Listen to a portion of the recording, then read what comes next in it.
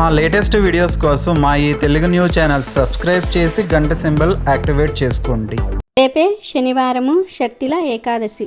మర్చిపోకుండా వెంకటేశ్వర స్వామి వారి ఫోటో ముందు ఇది ఒక్కటి పెట్టి చూడండి, అద్భుతమైన ఫలితాలు వస్తాయి. కటిక దరిద్రుడైనా సరే కోటీశ్వరుడిగా మారిపోతాడు. లెక్కలేనంత ఐశ్వర్యం వస్తుంది. మీ జీవితం మారిపోతుంది. మీరు పట్టిందల్లా బంగారం అవుతుంది.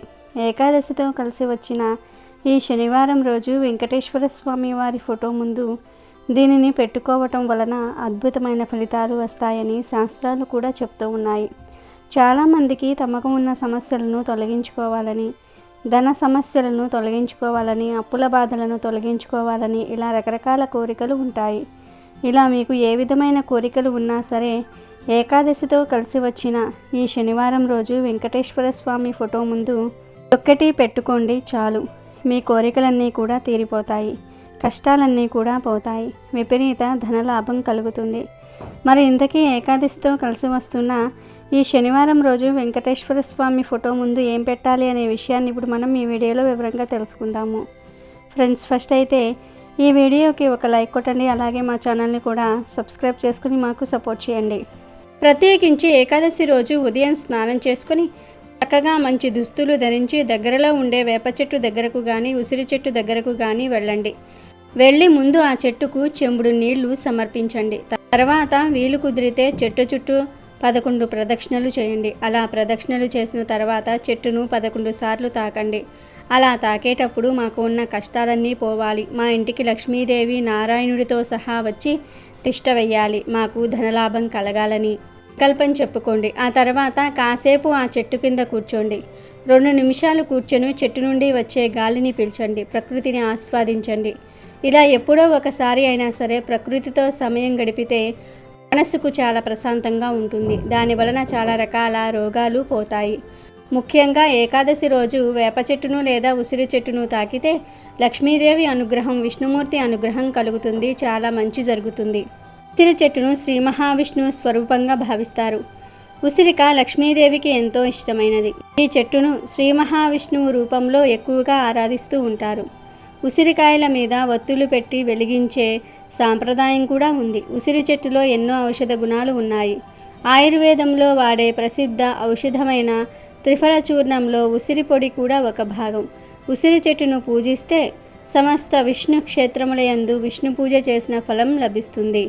ఉసిరి చెట్టు అంటే విష్ణువు ఒక్కడికే కాదు, శివుడికి కూడా చాలా ఇష్టం. పూర్వం శ్రీ లక్ష్మీదేవి భూమిపైకి వచ్చింది. ఆ సమయంలో శివకేశవులను పూజించాలనుకుంది.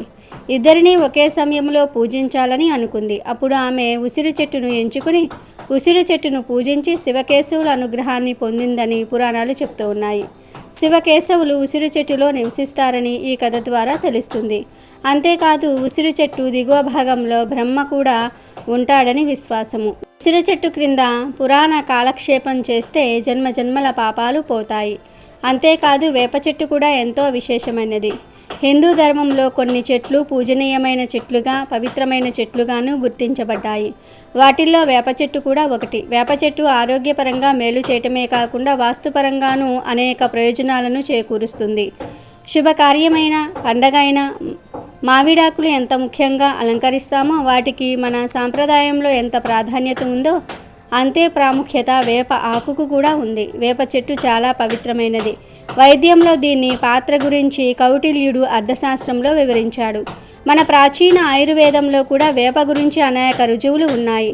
భూమి మీద అమృతం చుక్కలు పడితే అది వేప చెట్టుగా మొలిచిందని పురాణాలలో కథలుగా వ్రాశారు. వేప చాలా విధాలుగా పనికి వస్తుంది. వైద్యదేవుడైన ధన్వంతరిగా వేపనే కొలుస్తారు.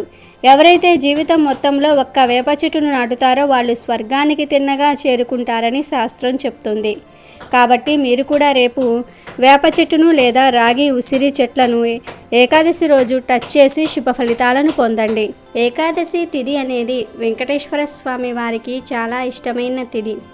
ఈ ఏకాదశి తిథి శనివారం వచ్చింది. శనివారం అంటే వెంకటేశ్వర స్వామి వారికి ఇష్టమైన రోజు. ఇది చాలా అద్భుతమైన యోగం. ఈ ఏకాదశి రోజు వెంకటేశ్వర స్వామి వారి ఫోటో ముందు ఇదొక్కటి పెడితే దరిద్రమంతా కూడా పోయి మీరు ధనవంతులుగా మారిపోతారని పండితులు అంటూ ఉన్నారు. ఏమీ లేదు, ఈ ఏకాదశి రోజు ఉదయం చక్కగా వెంకటేశ్వర స్వామి వారికి పూజ చేసుకొని పిండి దీపారాధన చేసుకుంటే మంచిది. అందులోనూ వెంకటేశ్వర స్వామి వారికి 7 అనే సంఖ్య అంటే ఎంతో ఇష్టం కనుక 7 పిండి దీపాలు వెలిగించండి. లేదు అసలు మేము పిండి దీపాలు వెలిగించలేము అనుకునేవారు మామూలు దీపారాధన చేసుకోండి. తులసి మాలను స్వామివారికి సమర్పించండి లేదా తులసి ఆకులను సమర్పించండి. ఎందుకంటే తులసి ఆకులంటే వెంకటేశ్వర స్వామి వారికి ఎంతో ఇష్టం. ఇలా ఈరోజు వెంకటేశ్వర స్వామి వారికి పూజ చేసుకుని స్వామివారి ఫోటో ముందు దద్దోజనం నైవేద్యంగా పెట్టండి. ఇలా ఈరోజు వెంకటేశ్వర స్వామి ఫోటో ముందు దద్దోజనం పెడితే చాలు, కటిక పేదవాడైనా సరే కుబేరుడిగా మారిపోతాడు. ఈ శనివారం రోజు మీరు పూజలేమీ చేయకపోయినా సరే దద్దోజనాన్ని సిద్ధం చేసి స్వామివారి ఫోటో ముందు నైవేద్యంగా పెడితే చాలు, చాలా మంచి జరుగుతుంది. ఈరోజు పసుపు రంగు వస్త్రాలు ధరించి ఇలా దద్దోజనాన్ని వెంకటేశ్వర స్వామి వారికి సమర్పిస్తే ధనలాభం కలుగుతుంది. ఈ దద్దోజనాన్నే ఇంట్లో వాళ్ళందరూ కూడా ప్రసాదంగా స్వీకరించాలి. ఏకాదశితో కలిసి వస్తున్న ఈ శనివారం రోజు దద్దోజనాన్ని నైవేద్యంగా పెడితే అయ్యవారితో పాటు అమ్మవారి అనుగ్రహం కూడా కలుగుతుందని శాస్త్రాలు చెప్తూ ఉన్నాయి. ఈరోజు ఏం చేసినా చేయకపోయినా వెంకటేశ్వర స్వామి వారి ఫోటో ముందు దద్దోజనం నైవేద్యంగా పెట్టండి, దానినే ప్రసాదంగా స్వీకరించండి. ఇలా చేయటం వలన సకల ఐశ్వర్యాలు సిద్ధిస్తాయి. కనుక ప్రతి ఒక్కరూ కూడా ఏకాదశితో కలిసి వస్తున్న ఈ శనివారం రోజు ఈ విధంగా చేసి అష్టైశ్వర్యాలను పొంది ఆనందంగా జీవించండి. ఇక శనివారం ఏకాదశి కలిసి వచ్చింది. శనివారం అంటే వెంకటేశ్వర స్వామికి చాలా ఇష్టమైన రోజు.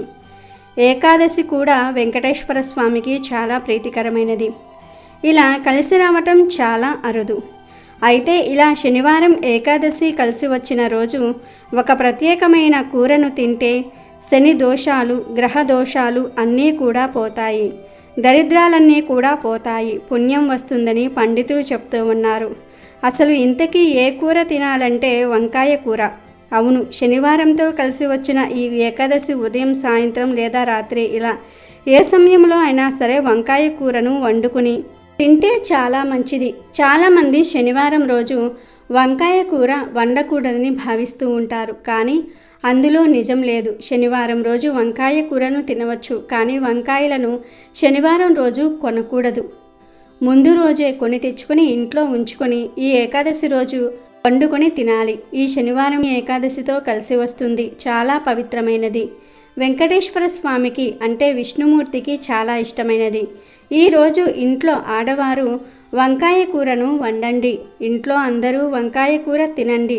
వీలున్నవారు వెంకటేశ్వర స్వామి వారిని కానీ, విష్ణుమూర్తిని కానీ, కృష్ణుని కానీ పూజించండి.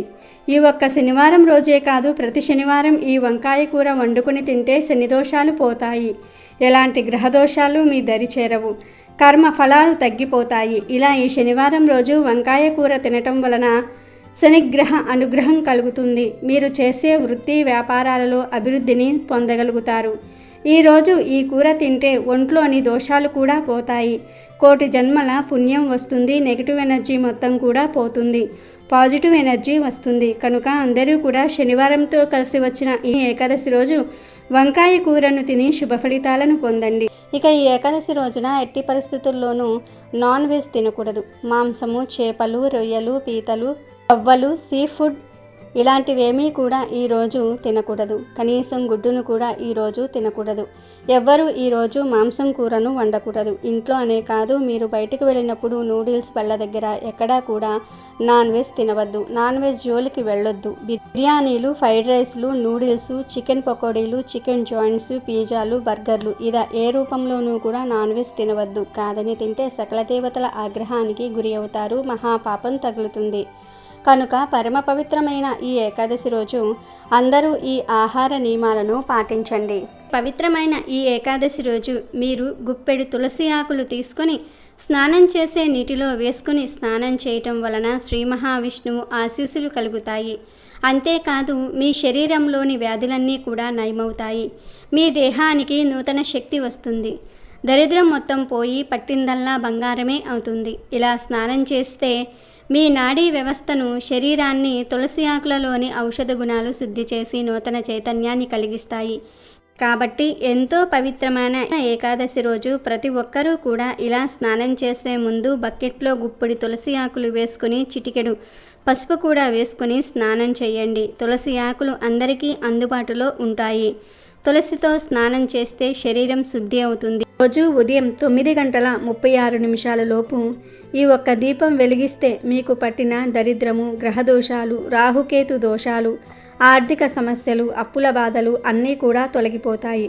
జాతక దోషాలు పోతాయి. లక్ష్మీదేవి అనుగ్రహం కలుగుతుంది. ఏమీ లేదు, ఈరోజు ఉదయం చక్కగా స్నానం చేసుకుని 5:30 నుండి 9:36 లోపు ఈ దీపాన్ని వెలిగించాలి. ఎందుకంటే ఈ సమయం దీపారాధన చేయడానికి శుభ సమయం కనుక ఈ సమయంలో ఇంట్లో స్వామివారి ఫోటో ముందు తామర ఆకును పెట్టి ఆ ఆకు మీద దీపాన్ని పెట్టండి. చాలామందికి తామర ఆకు విశిష్టత తెలియదు. తామర ఆకు లక్ష్మీదేవికి ఎంతో ఇష్టమైన ఆకు.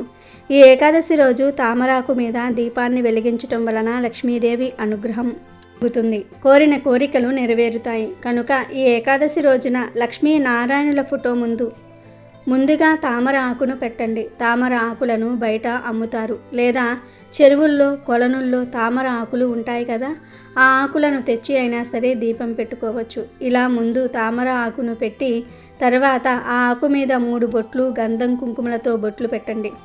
3 చోట్ల గంధము కుంకుమలతో బొట్లు పెట్టండి. ఆ తర్వాత ఆ ఆకు మీద ప్రమిదను పెట్టి ఆవు నెయ్యి వేసి దీపాన్ని వెలిగించండి. 3 వత్తులతో దీపాన్ని వెలిగించండి. ఆవు నెయ్యి లేకపోతే నువ్వుల నూనెతో కూడా దీపాన్ని వెలిగించవచ్చు. ఇలా ఈరోజు తామరాకు మీద దీపం పెడితే కోరిన కోరికలన్నీ కూడా నెరవేరుతాయి. లక్ష్మీదేవి అనుగ్రహం లభిస్తుంది. రాహుకేతు దోషాలు పోతాయి. మీ జాతకం అద్భుతంగా మారుతుంది. జాతకంలో ఉండే దోషాలన్నీ కూడా పోతాయి. సకల ఐశ్వర్యాలు సిద్ధిస్తాయి. కనుక ఎంతో పవిత్రమైన ఈ ఏకాదశి రోజున మీరు కూడా ఈ ఆకు మీద దీపాన్ని పెట్టి శుభ ఫలితాలను పొందండి. అలాగే ఈ ఏకాదశి రోజు పొరపాటున కూడా బెల్లాన్ని, ఉసిరికాయలను, నువ్వులను వేరే వారి చేతికి ఫ్రీగా ఇవ్వవద్దు. అలా ఇస్తే దరిద్రం పడుతుంది. లేనిపోని కష్టాలు వస్తాయి. అప్పుల పాలైపోతారు. కనుక ఈరోజు ఈ 3 వస్తువులను వేరే వారి చేతికి ఫ్రీగా ఇవ్వవద్దు. ఈ వస్తువులను బయట షాప్ నుండి కొని తెచ్చుకోవచ్చు, కానీ అప్పుగా కొని తెచ్చుకోకూడదు, అప్పుగా ఇవ్వకూడదు, తీసుకోకూడదు. కనుక ఈ విషయాన్ని అందరూ గుర్తుపెట్టుకోండి. పురాణాలలో శక్తిల ఏకాదశి గొప్పతనం గురించి ఒక కథ ఉంది. ఈ కథ విన్నవారికి 1,000,000 జన్మల పుణ్యం లభిస్తుంది. శ్రద్ధగా వినండి. ఒకసారి శ్రీకృష్ణుణ్ణి నారదుడు ఇలా అడుగుతాడు.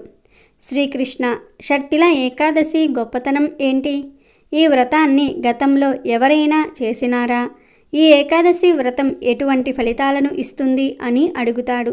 దానికి శ్రీకృష్ణుడు నారదునితో ఇలా అంటాడు. నారద, శక్తిల ఏకాదశి ఎంతో పవిత్రమైనది. ఏడాదిలో వచ్చే 24 ఏకాదశులలో ఉపవాసం ఉండకపోయినా ఈ ఒక్క ఏకాదశికి ఉపవాసం ఉంటే అంతటి ఫలితాలను ఇస్తుంది. ఈ ఏకాదశి గొప్పతనాన్ని తెలిపే ఒక కథ చెప్తాను, జాగ్రత్తగా విను అని ఇలా చెప్పటం ప్రారంభించాడు. పూర్వం భూలోకంలో ఒక బ్రాహ్మణ స్త్రీ ఉండేది.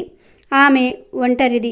ఆమె ప్రతిరోజు ఏదో ఒక వ్రతం ఆచరిస్తూ ఉండేది. శాస్త్రములు చెప్పినట్లు ఏ పండుగ వస్తే ఆ దేవతను పూజించేది. ప్రతిరోజు ఒక్కసారి మాత్రమే భోజనం చేసేది.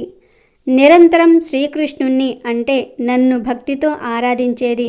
ఆ విధంగా నా పండుగల యందు కూడా ప్రతిరోజు ఉపవాసం ఉండేది. అదేవిధంగా దీనుల పట్ల, బ్రాహ్మణుల పట్ల, ఆడవారి పట్ల ఉదారంగా ప్రవర్తించేది. ఇల్లు లేని వారికి ఇల్లు ఇచ్చేది. అన్ని ఉపవాసాలు చేస్తూ ఆమె అనంతమైన శక్తిని సంపాదించింది.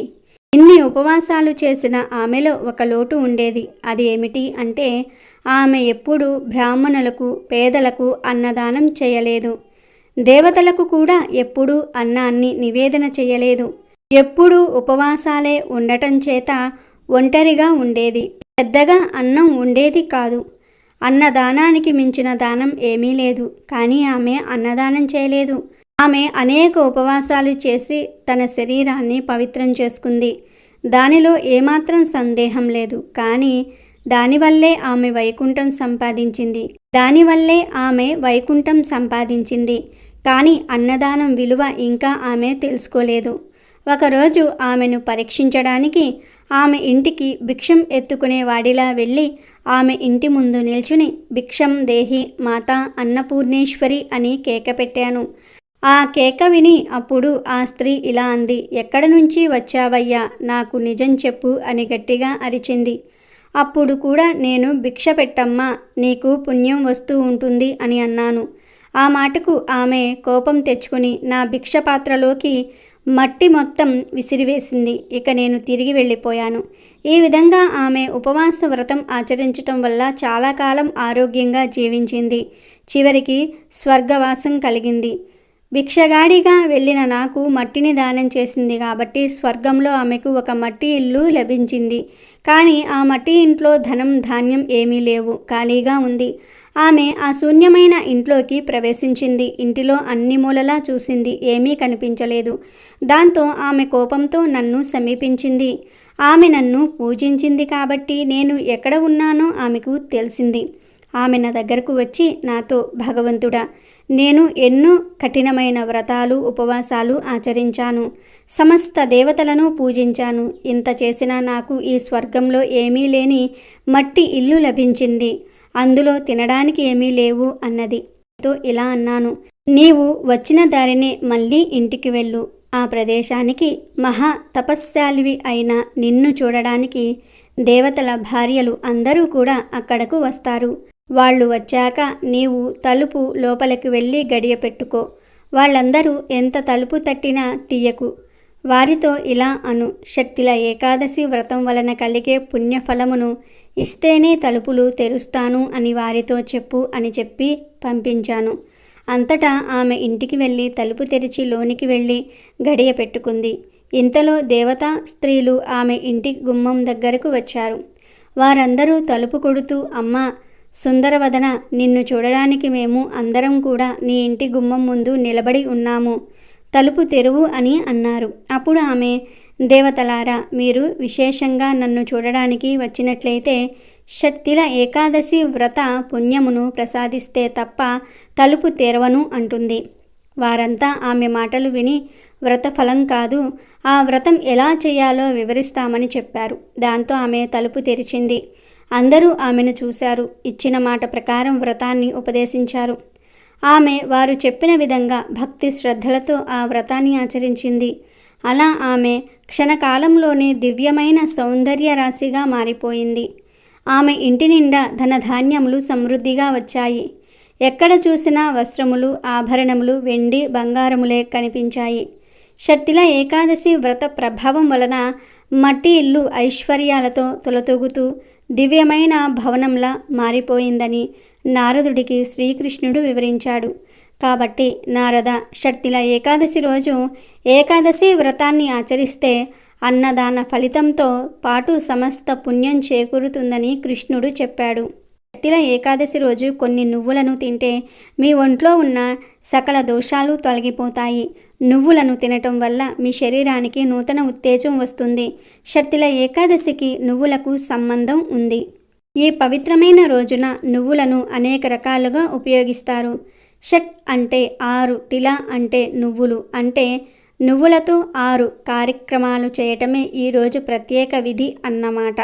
ఆ 6 విధాలు ఏమిటి అంటే, 1. తిలా స్నానం.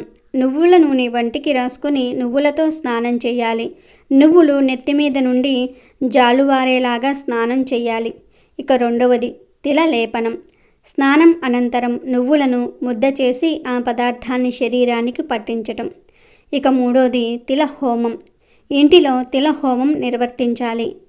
4వది తిలోదకాలు. పితృదేవతలకు తిలోదకాలు సమర్పించాలి. అంటే నువ్వులు నీళ్లు వదలటం అన్నమాట. నువ్వులు బొటనవేలుకు రాసుకుని ఒక పద్ధతి ప్రకారము నీళ్లతో వదలటము. 5వది తిలదానము.